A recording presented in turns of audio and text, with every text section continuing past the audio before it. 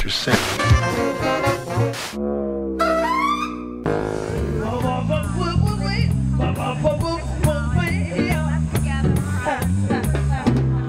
Music definitely has always been a great gathering place for people and a sort of leveler of playing fields, you know.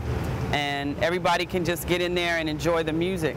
And it's intergenerational as well as, you know, a diverse array of cultures that can come and partake of it. You know, that's why I love the Hyde Park Jazz Festival, because it, in a big way, for that one long day, you know, it brings that feeling back and makes so much accessible to so many.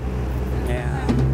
All I ever wanna do is be where I can listen to a jazz band. Y'all say, yeah. That's because I'm after all what you could accurately call a jazz fan.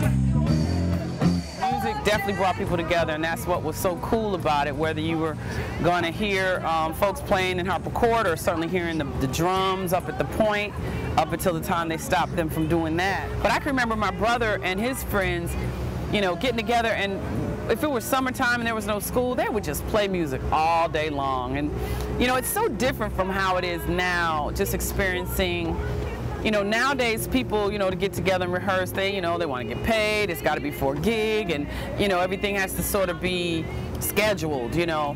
Whereas I can just remember then, it obviously being a little easier time, and it was nothing to see them, you know, hook up at noon and not come home till 11 at night after just playing music all day at whoever's house would allow for such a takeover.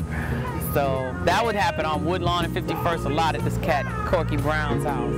It's just like any neighborhood, a little bad, a little good, all in the... Dr. James Wagner was good friends with my father. In fact, James was a little younger than my father, but still kind of of that generation. And he used to actually babysit one of my siblings. He tells that story, and change diapers and the whole bit.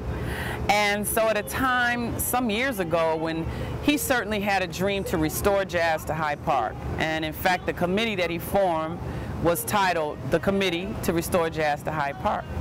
Well, that organization of people and the different manifestations that group has taken on through the years eventually evolved into what's now the Hyde Park Jazz Society.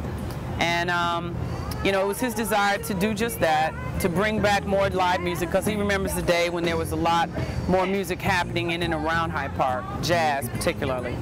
And we went around for years and tried to get various little restaurants and places in Hyde Park to allow a regular jazz concert to happen. But it wasn't until L.C. Thurman moved to Harper Court and that space that finally the Jazz Society had a regular place to do concerts. Of course, we were only relegated to Sundays.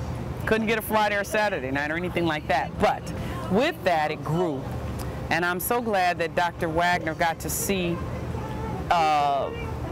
things bloom the way they have, in terms of, he saw the first Hyde Park Jazz Festivals before we lost him to cancer. And he fought a really good fight, not only in terms of his health battle, but in terms of his commitment to do just that, to restore jazz to Hyde Park. And I think in a really glorious way is what we'll all experience at the festival, because so far, of course I'm only basing it on 2 years, but so far it gets better every year. And based on the lineup, the increased number of venues, you know, it's just all up to the Most High to give us good weather, and it will be great, I know. It's on the spot, jazz is on the spot, it's right there, it's really hot.